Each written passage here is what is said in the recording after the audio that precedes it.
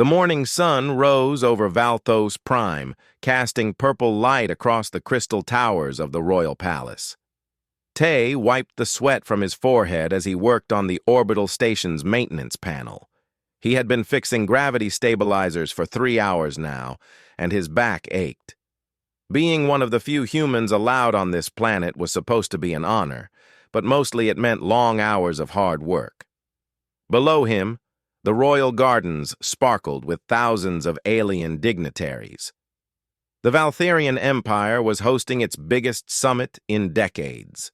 Ships from 100 worlds filled the sky. Ty could see the crowds gathering around the demonstration platforms, where Queen Nari would soon show off Valtherian technology to visiting ambassadors.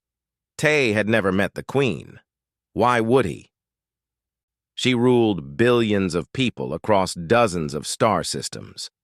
He was just a human engineer, fixing things that broke. The Valtherians barely looked at him when he walked past.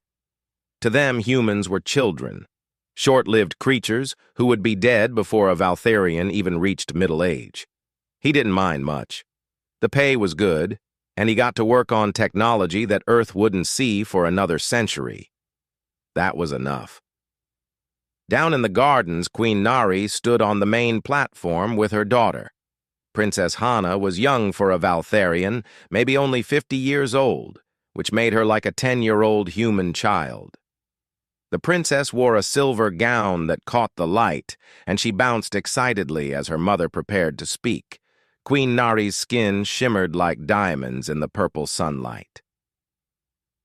She was beautiful in the way mountains are beautiful, ancient, powerful, and impossible to ignore. When she spoke, her voice carried across the entire garden without speakers. Valtherians could project their thoughts directly into other minds. "Welcome, honored guests," the Queen said. "Today we demonstrate the harmony between technology and nature that defines Valtherian civilization." Tay wasn't really listening. He had found a problem in the stabilizer's power coupling. Someone had tampered with it. His stomach went cold. This wasn't normal wear and tear. Someone had deliberately damaged the system. He grabbed his communicator. "Station control, this is Tay. I've got sabotage up here. The gravity stabilizers are—" The panel exploded in a shower of sparks. Tay fell backward, his ears ringing. Above him, the massive stabilizer unit groaned. Metal screamed against metal. The entire structure was coming apart. "Emergency!" he shouted into his communicator. "Stabilizer failure! Evacuate the—" But it was too late. A huge piece of the stabilizer broke free and began falling toward the planet. Tay watched in horror as the debris, easily the size of a small building, plummeted toward the royal gardens. The gravity fields that should have caught it were dead. In the gardens, people finally noticed. Screams rose up. The crowd scattered in every direction. But they were all thinking about themselves. Nobody was looking at the small figure in the silver dress who stood frozen in the impact zone. Princess Hana had been reaching for a flower when the shadow fell over her. She looked up at the falling metal, her young face confused. She didn't understand what was happening. Queen Nari turned and saw her daughter standing directly beneath tons of falling debris. The Queen's telepathic scream of terror hit every mind in the garden at once. She ran toward Hana, but she was too far away. The royal guards moved, but they were too far away. Everyone was too far away. Everyone except Tay. He didn't think. There was no time to think. He grabbed the zipline cable used for moving between maintenance platforms and jumped. The cable sang as he slid down it, gravity pulling him faster and faster toward the ground. The falling debris was seconds from impact. Tay hit the ground running, his legs burned, his lungs screamed for air. The princess was right there, still frozen, staring up at the metal that was about to crush her. Tay could see every detail with perfect clarity, the flower in her hand, the confusion in her crystalline eyes, the way her silver dress rippled in the wind of the falling debris. He slammed into her with his full body weight, wrapping his arms around her small form and throwing them both to the side. The debris hit exactly where Princess Hana had been standing, but Tay wasn't fast enough to get completely clear. The edge of the falling metal caught him, crushing his legs and lower body. He felt bones break. He felt something tear deep inside him. The pain was so intense that his vision went white. Then he was on his back, staring up at the purple sky. He couldn't feel his legs anymore. That was probably bad. Princess Hana was beside him, crying but alive. Not a scratch on her. Faces appeared above him. The Queen's face, beautiful and terrible with terror and rage. Guards shouting orders. Someone was screaming for a medical team. Dr. Yuna's voice, his human doctor from the station, yelling about getting him to surgery immediately. Queen Nari knelt beside him. Her hands touched his face. He could feel her telepathic presence trying to enter his mind, searching for his thoughts. Humans weren't very good at telepathy, but he felt her panic anyway. "Why?" she asked, her voice shaking. "Why would you do this?" Tay tried to speak, but blood filled his mouth. He coughed and tried again. "She's safe," he managed to say. "That's what matters." The Queen's eyes went wide. She looked at him like she had never really seen him before, like he was something other than just a short-lived alien worker. Dr. Yuna arrived, her medical scanner already out. Tay saw her face go pale as she read the results. "Your Majesty," Dr. Yuna said quietly, "the debris was made of compressed Valtharian metals. It's in his bloodstream now. It's toxic to human biology." "Can you save him?" Queen Nari demanded. Dr. Yuna's voice broke. "No, I'm sorry. He has maybe 6 hours. There's nothing I can do." Princess Hana crawled over to Tai, tears streaming down her face. She held his hand in her small ones. "Please don't die," she whispered. "You saved me. Please." Tay smiled at her. It hurt to smile. Everything hurt. But she was alive and unhurt, and that made it worth it. "It's okay, little one," he said softly. Queen Nari stood up slowly. Her crystalline skin was blazing with light, a sign of extreme emotion in Valtharians. When she spoke, her voice carried across the entire garden again. But this time, it shook with something none of her people had ever heard from her before. Raw determination. "No," Queen Nari said. "I will not accept this. This human saved my daughter's life. He gave his own life without hesitation." She looked down at Tay, and he saw something fierce and unyielding in her ancient eyes. "I invoke the debt of royal blood. By ancient law, his life is now bound to the crown, and the crown is bound to save him." Gasps rose from the assembled Valtharians. One of the advisors stepped forward. "Your Majesty, that law is for our own people, not—" "The law does not specify species," Queen Nari cut him off. Her voice was like iron. "It says anyone who saves royal blood at the cost of their own life. He has done this." She looked at her advisors, at her guards, at the gathered scientists. "You will find a way to save him. I don't care if it's impossible. I don't care if it's never been done. You will find a way." She knelt beside Tay again and took his hand from her daughter. Her skin was cool against his. "Do you hear me, human? I refuse to let you go. You will not die today. I swear this on my crown and my honor." Tay wanted to tell her it was okay, that she didn't need to do this. But darkness was creeping into the edges of his vision. He was so tired. Maybe he could just close his eyes for a moment. "Stay with me," Queen Nari commanded, her telepathic voice thundering through his fading consciousness. "That is a royal order. You will not die. I will not allow it." And despite everything, despite the pain and the darkness and the knowledge that he was dying, Tay found himself holding on. Because a queen had ordered him to live, and there was something in her voice that made him believe she could make the impossible happen. The last thing he saw before unconsciousness took him was Queen Nari's face, determined and fierce, refusing to accept his death, refusing to let him go. The royal medical chamber was a place of miracles. Valtherian technology could heal injuries that would kill any other species. Organs could be regrown, bones could be rebuilt, even brains could be repaired if damaged. But none of it worked on Tay.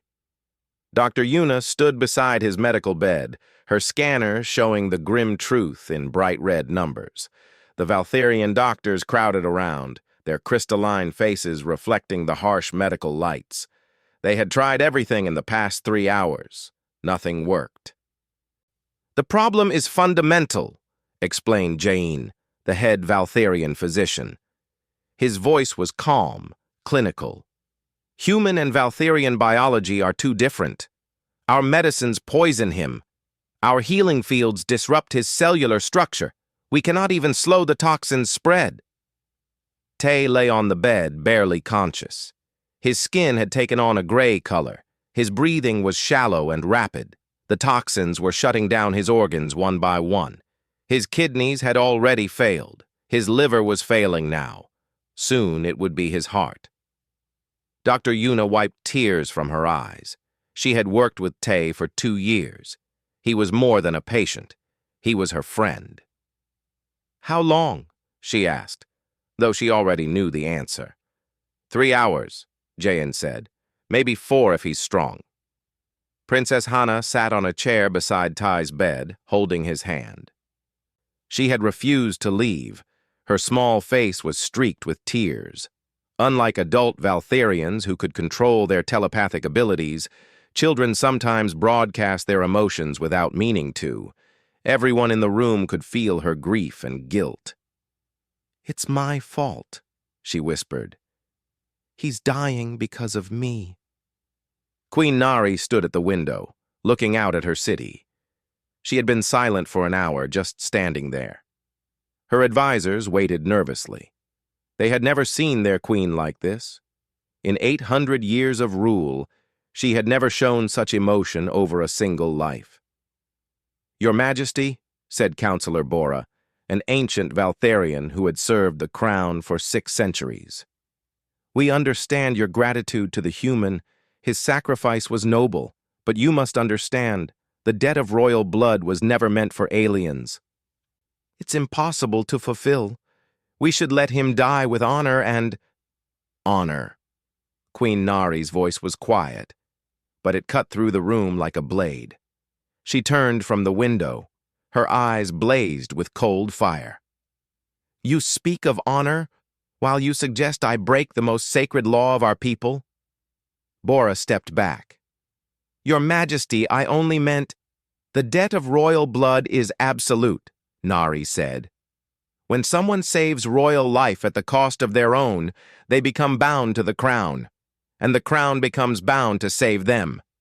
There are no exceptions written in the law, no clause that says, 'only for Valtherians.'" Another advisor, Sung, spoke up nervously. "But Your Majesty, the law is ancient. It was written long before we knew other species existed. Surely it was implied." "Nothing was implied," Nari said sharply. "The law is clear. Anyone who saves royal blood, anyone, not any Valtherian, anyone." She walked over to Tai's bed and looked down at him. "This human saw my daughter in danger. He did not hesitate. He did not calculate the cost. He did not think about species or politics or whether his sacrifice would be remembered. He simply acted." She touched Tay's forehead gently. Through her telepathic sense, she could feel his life force flickering like a candle in the wind. "I have lived for 8 centuries, she said softly. "I have met thousands of warriors, diplomats, and nobles. I have seen courage and sacrifice in many forms.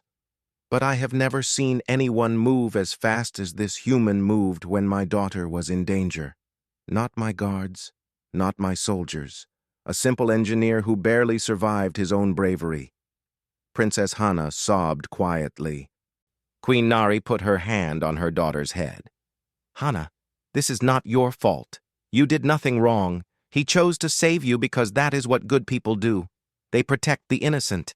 And now I choose to save him because that is what I must do." "But how?" Dr. Yuna asked desperately. "I've tried everything. We all have.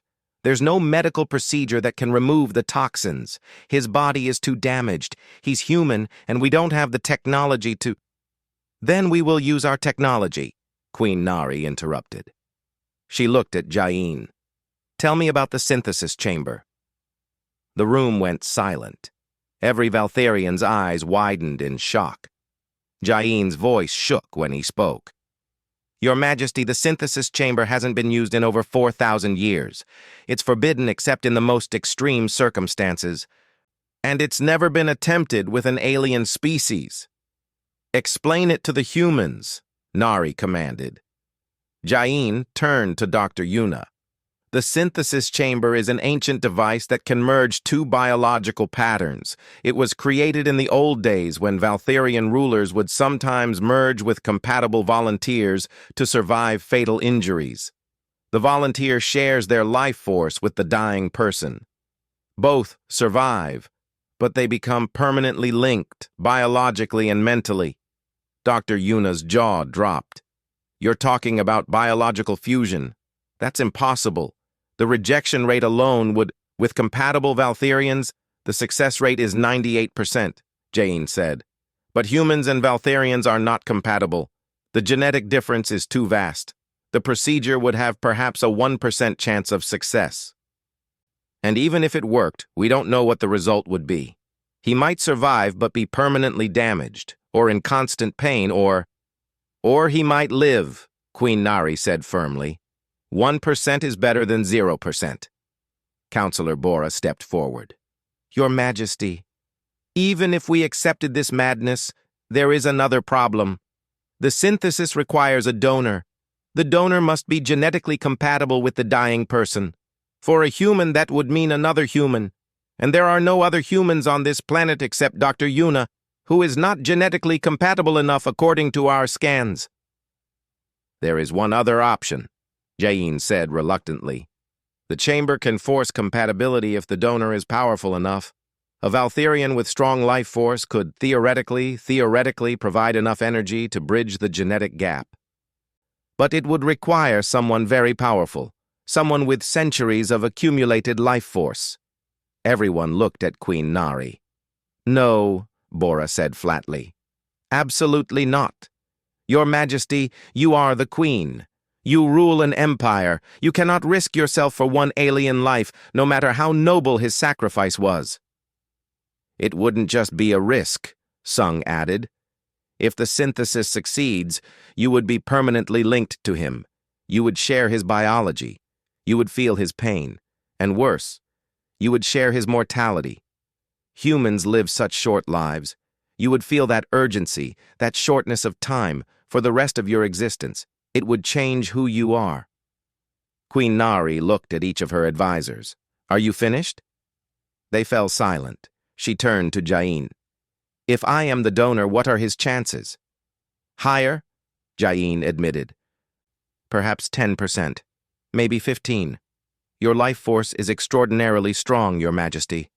But the risks to you would be—" "I don't care about the risks to me," Nari said coldly. She looked down at Tay again, at this dying human who had saved her daughter without a second thought. He didn't calculate his chances. He didn't think about the risks. He saw a child in danger and he acted. I will do the same. "Your Majesty, please," Bora began. "Enough!" Queen Nari's voice thundered through the room, her telepathic power making even the walls vibrate. "I have made my decision. I invoked the debt of royal blood. I swore an oath. I will not break it. I will not let political convenience or fear make me less than what I must be." She turned to Jain. "Prepare the synthesis chamber. I will be the donor. Your Majesty, that is a royal command." The Valtharian doctors looked at each other in shock and fear, but they could not disobey a direct order from their queen. Dr. Yuna stepped forward. "Your Majesty, I need to say something." Nari looked at her. Speak. On behalf of humanity, thank you, Dr. Yuna said, her voice thick with emotion. Thank you for valuing his life. Thank you for keeping your oath. We are not used to being seen as equals by older species. What you're doing? It matters more than you know. Queen Nari nodded. Then she knelt beside Princess Hana and took her daughter's face in her hands. Hana, if something goes wrong in the chamber, you must be strong. You must remember that I chose this, just as he chose to save you. Mama, I'm scared, Hana whispered. So am I, Nari admitted. But sometimes being brave means being scared and doing the right thing anyway. He showed us that today. Now I must show him the same. She stood and looked at Jain. How long to prepare? 1 hour. Then we begin in 1 hour. She looked at Tay's unconscious form. Hold on a little longer, human. I made you a promise. I intend to keep it. As the medical staff rushed to prepare the ancient chamber, Princess Hana held Tay's hand and whispered to him, Please don't die. Please. Mama's going to save you. You'll see. She never breaks her promises. In his fading consciousness, somewhere deep in the darkness, Tay heard a child's voice calling him back, and he held on. The synthesis chamber stood in the deepest level of the royal palace, in a room that hadn't been opened in 4,000 years. When the doors finally slid apart, dust filled the air. The chamber itself was beautiful and terrifying, a massive crystal structure that pulsed with inner light, covered in ancient symbols that no living Valtharian could fully read. Jain supervised a team of technicians as they cleaned and activated the old systems. The chamber is intact, he reported to Queen Nari. The power systems are responding. But, Your Majesty, I must protest one more time. This device was built when our civilization was young. We don't fully understand how it works. The risks are acceptable, Nari finished. She stood in her simple medical gown, having removed all her royal ornaments. How much time does he have? Dr. Yuna checked Tai's vital signs on her portable scanner. Less than 2 hours. His heart is starting to fail. Tay had been moved to a bed beside the chamber. He was barely breathing now, his chest rising and falling in shallow gasps. The gray color of his skin had spread. He looked like he was already dead. Princess Hana stood in the corner with Counselor Bora, who had been ordered to take care of her if things went wrong. The child's eyes were red from crying. She watched her mother with a mixture of hope and terror. The chamber is ready, Jain announced. Your Majesty, Dr. Yuna, please help me transfer the patient inside. They carefully lifted Tay and placed him in one half of the crystal chamber. His body looked so small and fragile there, surrounded by the ancient Valtharian technology. Machines began connecting to him, crystal filaments that attached to his skin, monitoring his failing body systems. Queen Nari stepped into the other half of the chamber. For just a moment, her mask of calm cracked. She looked at her daughter. Hana, remember what I told you? Be strong. I love you, Mama, Hana said, tears streaming down her face. I love you too, little star. Always. Nari lay down on the crystal platform, more filaments attached to her skin. She closed her eyes and took a deep breath.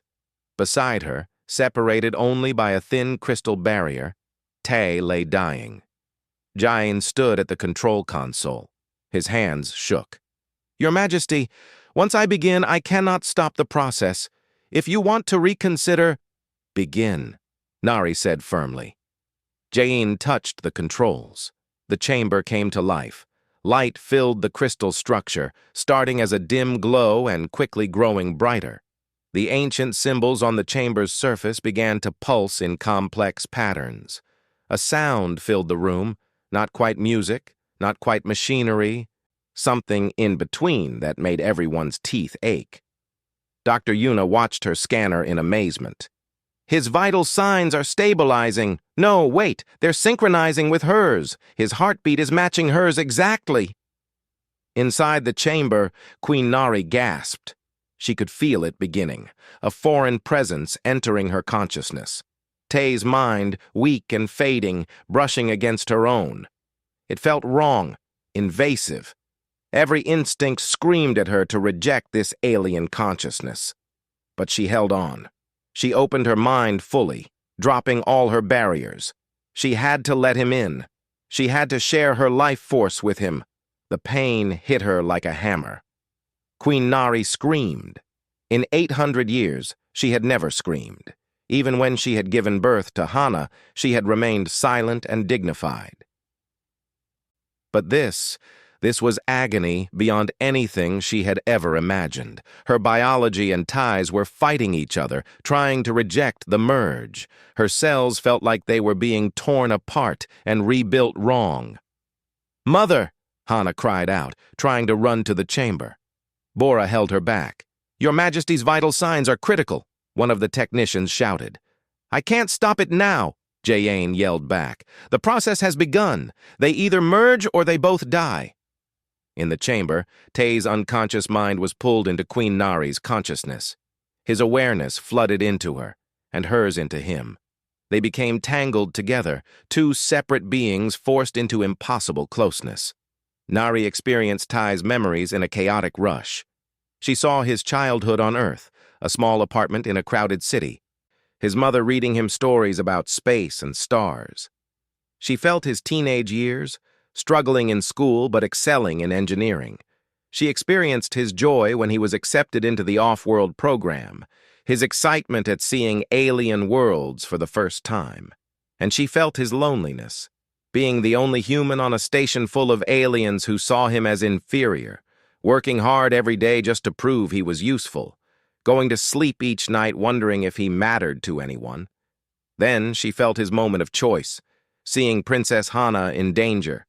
There was no complex thought, no weighing of options, just pure instinct. A child needed help. Nothing else mattered. Tay, pulled from the darkness of near death, found himself drowning in Queen Nari's existence. 800 years of memories crashed over him like an ocean wave. He experienced the weight of ruling an empire, billions of lives depending on every decision she made. He felt the crushing loneliness of being immortal, watching friends and loved ones age and die while she remained unchanged. He saw her diplomatic meetings, her wars, her victories and failures. He felt her love for her daughter, fierce and absolute, the one pure joy in her long existence. And he understood something about her that nobody else knew. Queen Nari was tired. So very tired of living forever, of being perfect, of never being allowed to simply feel. Their consciousnesses collided and merged and fought and merged again. It was chaos. It was agony. And then, somewhere in that chaos, they found common ground. Two different species, two different lifespans, two completely different existences. But one shared truth. Some things are worth dying for. Some lives matter more than your own, a child's safety, a daughter's future. These things transcend species and politics and logic. The chamber's light grew blindingly bright. The symbols spun faster and faster. Dr. Yuna's scanner went wild with readings that made no scientific sense.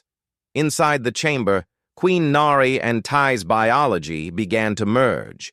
His human cells absorbed her Valtherian life force. Her ancient DNA twisted to accommodate his mortal patterns. The toxins in his blood were neutralized by her crystalline cellular structure. His damaged organs began to rebuild themselves with Valtherian enhancement. But it went both ways. Nari's immortal cells were infected with human mortality. Her time sense, which had always been measured in centuries, suddenly compressed to human urgency. Her emotional controls, perfect for 800 years, cracked under the weight of human passion. She was becoming part human. He was becoming part Valtherian. The pain reached its peak. Both of them screamed together, their voices merging into one sound of pure agony. The chamber blazed with light so bright that everyone in the room had to look away. Then, suddenly, silence. The light faded. The sound stopped. The chamber went dark and still. For a long moment, nobody moved. Nobody breathed. "Status!" Jane shouted at his console. "I need status readings now!" Technicians rushed to their stations. Numbers scrolled across screens. Dr. Yuna stared at her scanner in disbelief. "They're alive," she whispered. "Both of them. I don't understand how, but they're alive." The crystal barrier between the two halves of the chamber slid open. Queen Nari sat up slowly, her hands shaking. Her crystalline skin looked different now, still beautiful, but with a slight warmth to it that hadn't been there before. Her eyes, which had always been calm and distant, now burned with something more immediate, more human. Beside her, Tay took a deep, shuddering breath. His gray skin slowly returned to a healthy color. His eyes opened, and they glowed faintly with inner light, the same way Valtherian eyes did. "Did it work?" Tay's voice was rough and weak. "Is she safe? Is Hana safe?" Queen Nari laughed. It was a sound of pure relief and exhaustion, and something like wonder. "He wakes up and asks if my daughter is safe. Yes, human, she is safe. Thanks to you." She stood on shaking legs and offered him her hand. Tay took it and pulled himself to sitting. The moment their hands touched, they both gasped. They could feel each other, not just physically, but mentally. A permanent connection, a bond that would never break. Dr. Yuna rushed over with her scanner. "Tay, don't move too fast. Let me check. Oh my God, your cellular structure has changed. You're reading as partially Valtherian now. Your DNA has been rewritten, and your projected lifespan—" She looked at the numbers in shock. 200 years, maybe more. Jain scanned Queen Nari.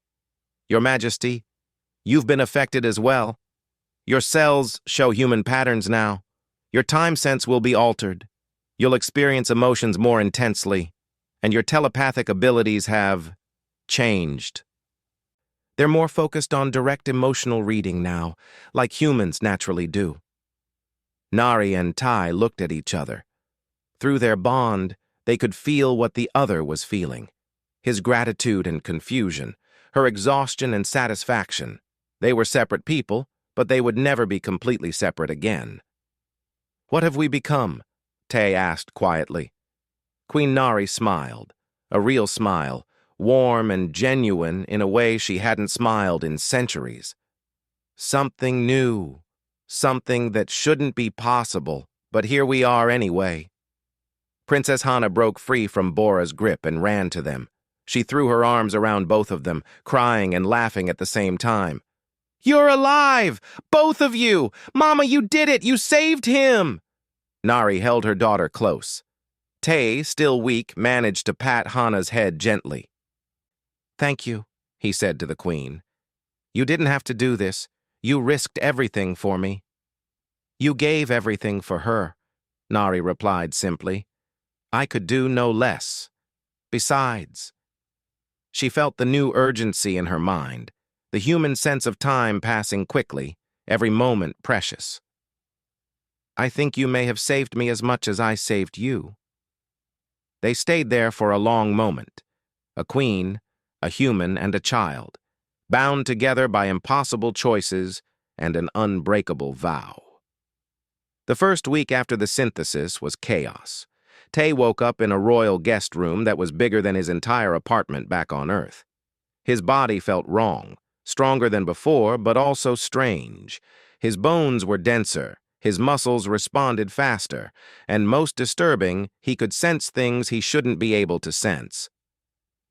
Emotions bleeding off nearby people like heat from a fire. Dr. Yuna visited him every day, running tests and taking notes. "Your body is still adapting," she explained on the third day. "The Valtherian DNA is rewriting your cellular structure. You're going to be experiencing changes for months, maybe years." "What kind of changes?" Tay asked nervously. "Well, for one thing, you're telepathic now. Not as strong as a Valtherian. but you can sense emotions from people nearby. You'll need to learn to control it or everyone's feelings will overwhelm you. She checked her scanner. Your strength and speed have increased by about 40%. Your bones are reinforced with crystalline structures. And your healing factor is remarkable now. That broken rib from the debris is already gone. And my lifespan? 200 years, maybe more. You're not immortal like Valtherians, but you're not quite human anymore either. Dr. Yuna smiled sadly. You're something in between, something new. Tay looked at his hands. They looked the same, but under the skin, he could feel the changes. And the Queen? How is she? Dr. Yuna's smile faded. That's more complicated. Queen Nari was having a much harder time adjusting. For 800 years, she had existed with perfect emotional control. Valtherians experienced feelings, but they experienced them slowly, calmly, spread out over their long lives. A Valtherian might feel sadness for years without it ever becoming overwhelming. But now Nari had human emotional intensity. Feelings hit her fast and hard, like waves instead of gentle tides. She found herself crying at small things, a beautiful sunset, a child's laugh. She felt anger flare up suddenly over minor frustrations. Everything was so immediate, so urgent, so intense. Her advisors were terrified. They had never seen their queen like this. She paced during meetings instead of sitting calmly. She made decisions quickly instead of deliberating for weeks. She laughed openly, which Valtherian royalty simply didn't do. Your Majesty, please, Councillor Bora said during one particularly tense meeting. This merger has affected you deeply. Perhaps you should consider stepping back from your duties until you've adjusted. Nari turned on him with flashing eyes. Are you suggesting I'm unfit to rule, Counselor? I'm suggesting you're not yourself. You're right, Nari said, her voice sharp. I'm not myself. I'm something more now, something better. She leaned forward. For centuries, I've ruled with cold logic and careful planning. And where has it gotten us? We're powerful, yes. Advanced, yes. But we're stagnant. We haven't truly changed or grown in 1,000 years. She stood and walked to the window, looking out at her city. That human gave me something I didn't know I was missing. Urgency, passion, the understanding that time is precious, that every moment matters. I can feel it burning in my chest now, this human need to do things now, not in a century. And I finally understand why humanity has risen so fast among the stars. They don't have time to waste. Counselor Sung spoke up carefully. Your Majesty, with respect, that urgency could be dangerous. Rash decisions, emotional reactions. Or it could be exactly what we need, Nari interrupted. She turned to face her council.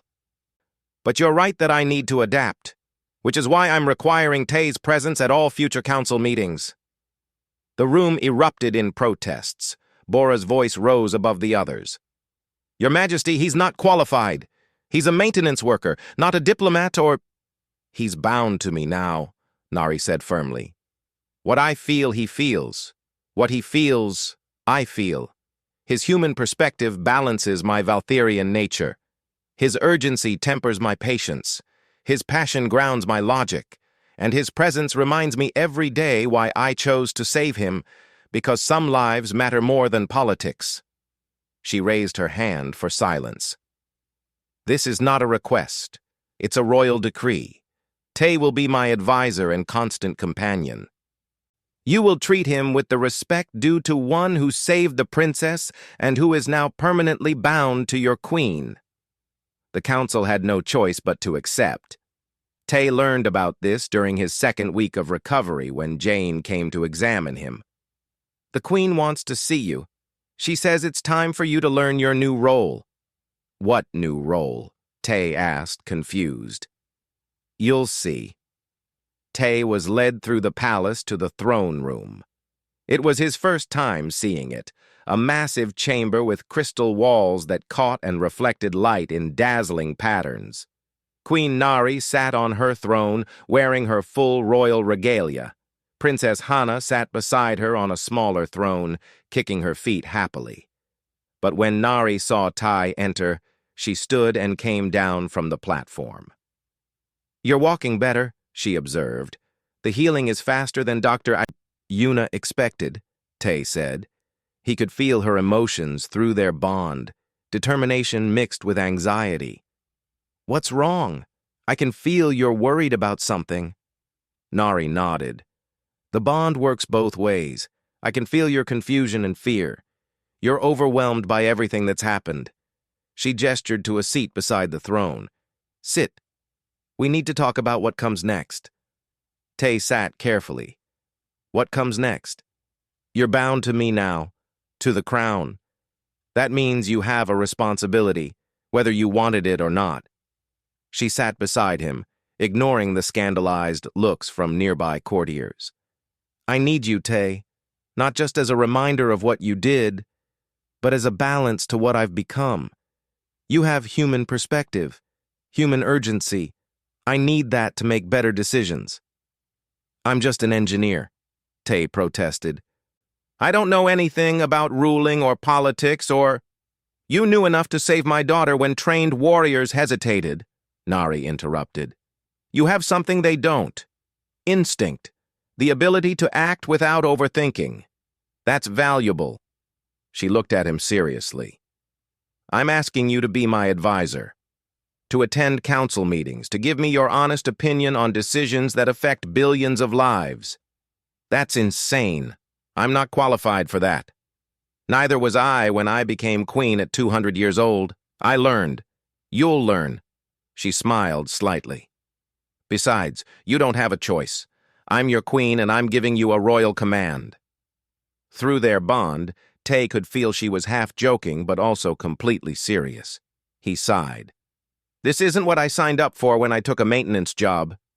"No, but it's what you earned when you threw yourself at falling debris." She stood and offered him her hand. "Come, I'll show you what you've gotten yourself into." Over the next few weeks, Tai learned what it meant to be bound to a queen. He attended council meetings where he barely understood half of what was discussed. He sat through diplomatic dinners with alien species he'd never met. He lived in the royal palace, in a room connected directly to Queen Nari's chambers, so they could support each other through the adjustment. The bond between them grew stronger. They learned to share thoughts without speaking. They balanced each other, his human urgency pushing her to act faster, her Valtherian wisdom slowing him down when needed. When she felt overwhelmed by human emotions, his presence calmed her. When he felt lost in the complexity of politics, her experience guided him. Princess Hana became attached to both of them. She called Tai uncle now, and she spent hours with him, making him tell her stories about Earth and humanity. Through Tai, she learned to see humans differently, not as short-lived lesser beings, but as people with their own strength and value. One night, a month after the synthesis, Tai and Nari stood on the palace balcony, looking at the stars. They often did this now, finding peace in each other's company. "Do you regret it?" Tai asked quietly. "Binding yourself to me? Giving up part of your immortality?" Nari was silent for a long moment. "I miss the calm," she admitted. "I miss being able to think for decades without urgency." "But," she looked at him, "I don't regret it. For the first time in centuries, I feel truly alive. Every moment matters now. Every decision has weight. Before, I had endless time.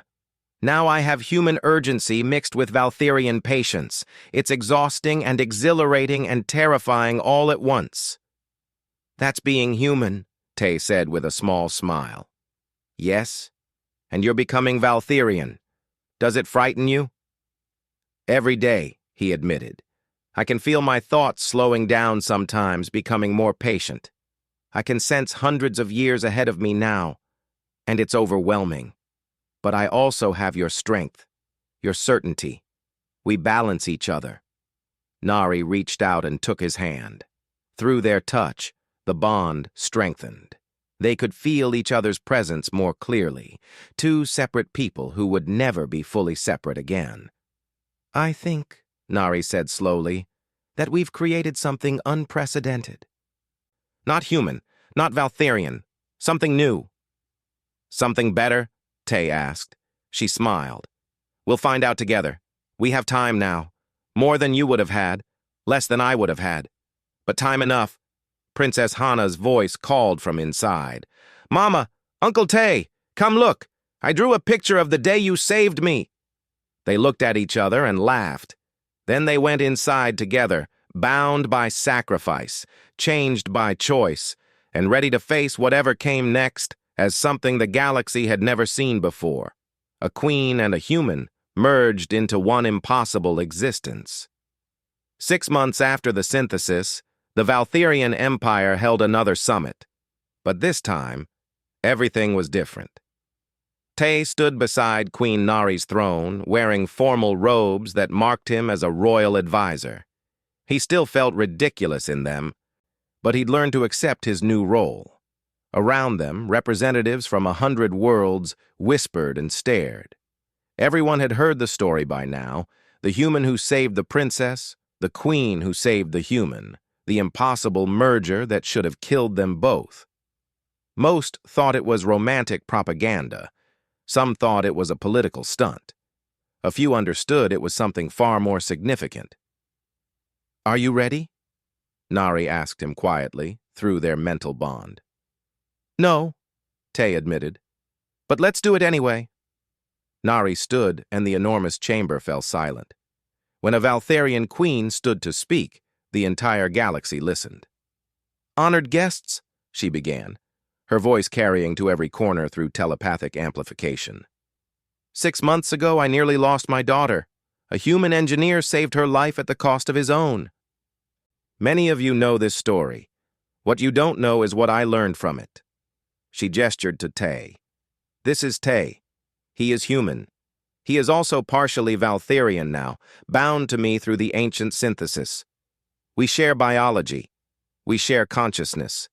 And through him, I have learned something that shames me." Murmurs rippled through the crowd. A Valtherian queen admitting shame was unprecedented. "For centuries, our empire has viewed humanity as inferior," Nari continued. "Short-lived, reckless, primitive. We tolerated them because they were useful, not because we respected them. I believed this too, until one of them saved my daughter without hesitation, while my own trained guards stood frozen." She paused, letting her words sink in. "Through our bond, I have experienced what it means to be human. I have felt their urgency, the knowledge that every moment matters because time is limited. I have felt their passion, emotions that burn bright and fast instead of cold and slow. I have felt their courage, the ability to act immediately when action is needed." Tay could feel her nervousness through their bond, but her voice remained steady.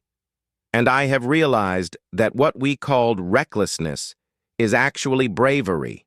What we called primitive is actually direct. What we called inferior is simply different." An ambassador from the Krell Empire, a species even older than Valtherians, stood up. "Your Majesty, with respect, one noble act does not change the fundamental differences between species. Humans still live such brief lives. They still make impulsive decisions. They still accomplish in decades what takes us centuries," Nari interrupted, "because they don't have time to waste. They still form bonds that burn brighter than ours because they know those bonds won't last forever. They still act with courage we've forgotten, because we've lived too long to remember urgency." She stepped down from her throne and walked to stand beside Tay. 6 months ago, I merged my biology with a human. I am partially mortal now. I feel time as humans do, and I am a better queen for it. My decisions are faster. My empathy is stronger. My connection to my people is deeper. Humanity didn't weaken me. It strengthened me. The chamber erupted in conversation. Aliens spoke to each other in dozens of languages. Tay could feel waves of emotion through his new telepathic sense: shock, curiosity, anger, hope. Nari raised her hand for silence. I am not asking you to merge with humans as I did. I am asking you to recognize them as equals, to see their short lives not as weakness, but as a different kind of strength. To understand that the galaxy needs both patience and urgency, logic and passion, long planning and immediate action. She looked at Tay, and he felt her gratitude and affection through their bond. Then she turned back to the assembly. Therefore, I am making the following declaration. The Valtharian Empire officially recognizes humanity as a partner species. We will share our technology with them. We will open our worlds to them. We will learn from them as they learn from us. The chamber exploded in noise. Half the delegates were on their feet, some cheering, others protesting. The Krell ambassador's voice rose above the others. Your Majesty, this is unprecedented. Humans have barely left their home system. They have no established empire. They saved my daughter, Nari said simply. And one of them gave me back something I didn't know I'd lost, the ability to truly feel alive. That is worth more than all the technology and territory in the galaxy. Tay stepped forward, his heart pounding. They had practiced this moment, but actually doing it was terrifying. If I may speak, he said, his voice shaking slightly. Nari nodded. My advisor has something to say. Tay looked out at the assembled aliens, species from across the galaxy, most of whom had never considered humans worth listening to. I'm nobody special, he began. I'm just an engineer who happened to be in the right place at the right time. But through my bond with Queen Nari, I've learned something too. He could feel Nari supporting him through their mental connection, lending him strength. Humans have always felt inferior in the galaxy. We're the new kids, the short-lived ones, the ones everyone tolerates but doesn't really respect. We've spent years trying to prove we're as good as the older species. He looked at Nari. But we're not as good as you. We're different. We have things you don't have. Urgency, adaptability, the ability to form deep bonds quickly because we know time is limited, and you have things we don't have: patience, wisdom, long-term planning. Neither is better. Both are necessary. He turned back to the assembly. What Queen Nari and I have become, this merger of human and Valtharian. It's not about one species conquering another. It's about what we can build together when we recognize each other's value. Ambassador Kota of the Trade Confederation stood up. Unlike the Krell, she looked thoughtful. A compelling argument, human. But what do you offer in practical terms? What can humanity contribute beyond emotional inspiration? Tay smiled. He'd been waiting for this question. Innovation. Humans solve problems differently than older species. We don't have centuries to plan, so we improvise. We adapt. We find solutions that seem crazy, but work. He pulled out a small device. For example, this is a gravity stabilizer repair tool I designed. Valtharian engineers said the problem I was fixing was impossible to solve without replacing the entire system, a process that takes months. I solved it in 3 days with spare parts and human ingenuity. He tossed the device to Jayain, who had been standing near the medical advisors. Dr. Jayain, tell them. Jayain caught the device and examined it. It's crude by Valtharian standards, he admitted, but it works, and it's brilliant in its simplicity. We would never have thought of this solution because we were too focused on perfect long-term fixes. He found a fast, effective workaround. That's what humanity offers, Tai said. Different thinking. Fast solutions, the willingness to try impossible things, because we don't have time to accept that they're impossible. Queen Nari stepped forward again. And that is why I'm not just offering an alliance. I'm offering a true partnership. Valtharian patience and human urgency. Valtharian wisdom and human innovation. Together, We can accomplish what neither species could alone. She looked around the chamber. I am living proof of this. 6 months ago, I was a queen who had ruled the same way for 8 centuries. Now I am a queen who understands both immortal patience and mortal urgency. I make better decisions. I feel more deeply. I connect with my people more truly. All because a human gave me part of his mortality, and I gave him part of my immortality. Princess Hana, who had been sitting quietly on her small throne, suddenly stood up. May I speak, Mama? Nari smiled. Of course, little star. Hana walked to the center of the platform, her young voice clear and strong. I'm only 50 years old, which means I'm just a child. But I want to tell you all something important. Uncle Tay saved me. He didn't think about species or politics or whether I was worth saving. He just saved me because I was a child in danger. She looked around at the assembled delegates with a child's perfect honesty. If he had thought like a Valtherian, he would have calculated the risk first. He would have considered whether he could reach me in time. He would have thought for too long, and I would be dead. But he thought like a human. He just acted.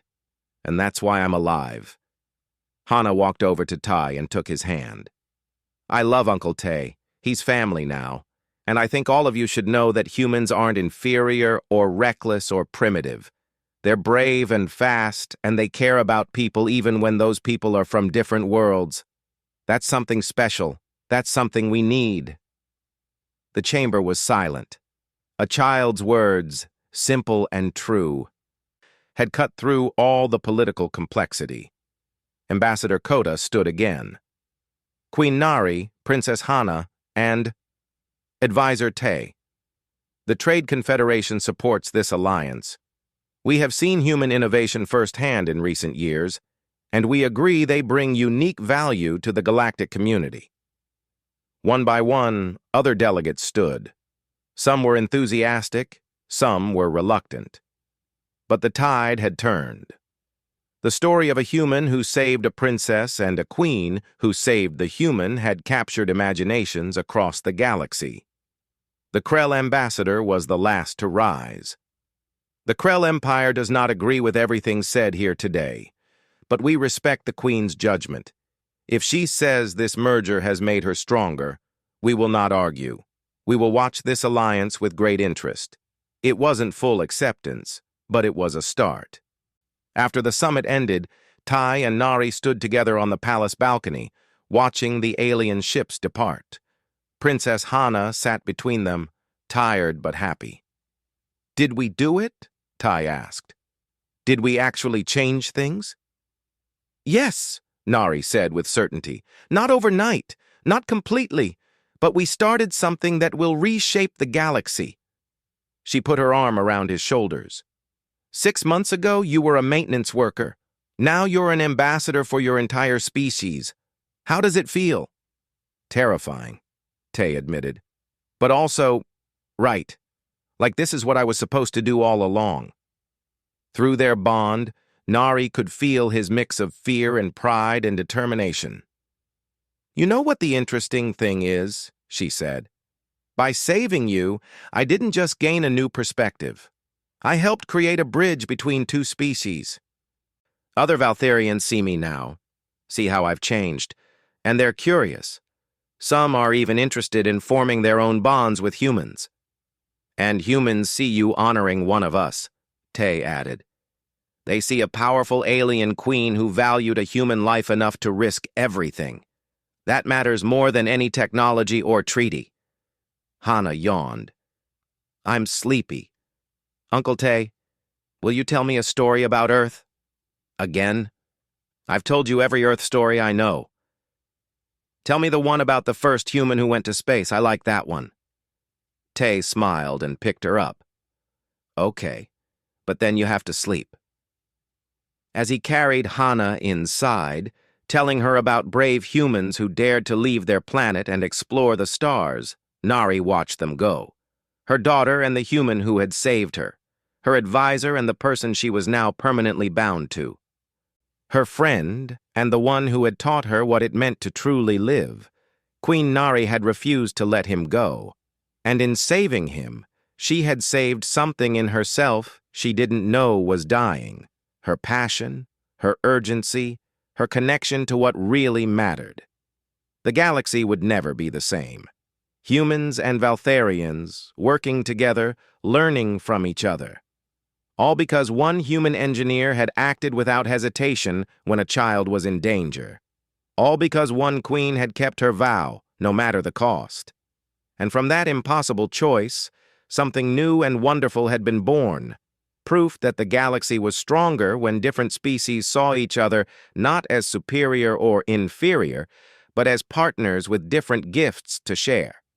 The stars shone bright over Valthos Prime, and somewhere among them, humanity's future was being rewritten by the sacrifice of one man and the determination of one queen who refused to let him die.